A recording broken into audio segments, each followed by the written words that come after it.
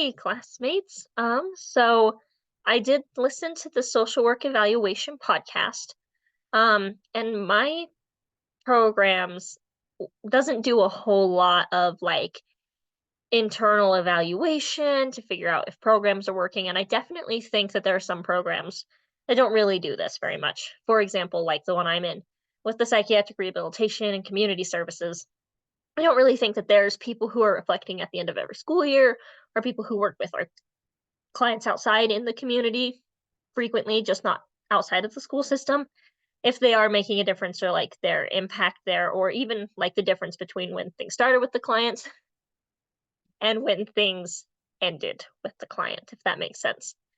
And so, um, however, I'm noticing a difference with the clinical like with our more clinical based services, because our like psychiatric rehabilitation a clinical um is a clinical practice.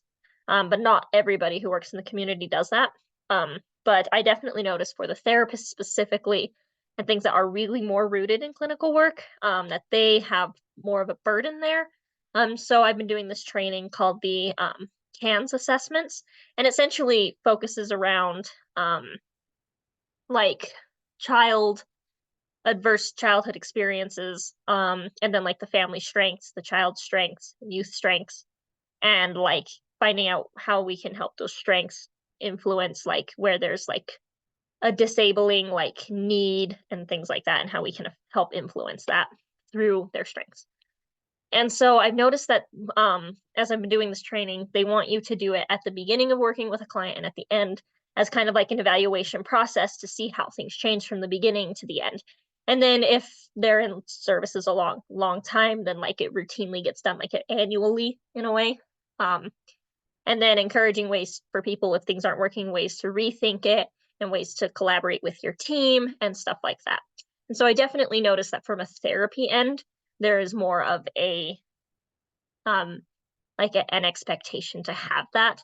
But I do think that our other services out in psychiatric rehabilitation needs to have this specifically, and also the ones that are community that aren't clinical. I think that would help things out quite a bit.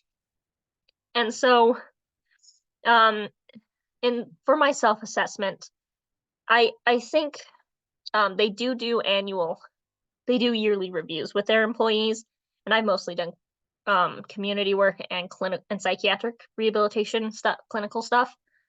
But they do bring you in and routinely talk about your practice, your clients, what can be improved on, your strengths, weaknesses, and that kinds of stuff. But I just don't necessarily think that's enough for those clients, because you can be doing self-assessments and think that you're doing generally pretty well, but that doesn't mean that the things are changing for the client in a positive manner. And so that's kind of what comes to my mind when I think of the way that we do our self-assessment.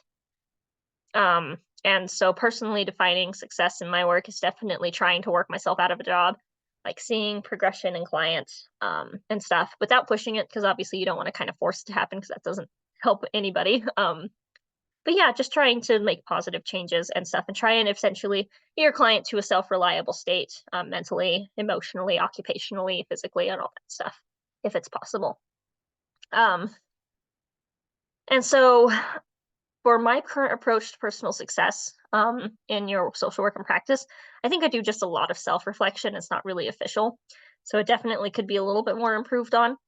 I do think that while I'm in practicum right now, because we meet so frequently with our AFIs, that I'm getting a lot more than I think typically people do, just because you're always kind of self-reflecting throughout the program, and meeting with and trying to improve and stuff. And so, yeah, so I would say that it's personally just because of that. And then jobs that I've done in the past that aren't, like in a practicum, it's definitely been more of a self-reflective thing where I sit down and I'm thinking about like, oh, how am I doing? How is things going for this client and stuff? So yeah, so I guess I could do more better at being more formal with it. I will say my USU job, there's not really, you don't like, I'm doing not clinical assessments because I can't do that at USU, but I do a developmental assessments and stuff.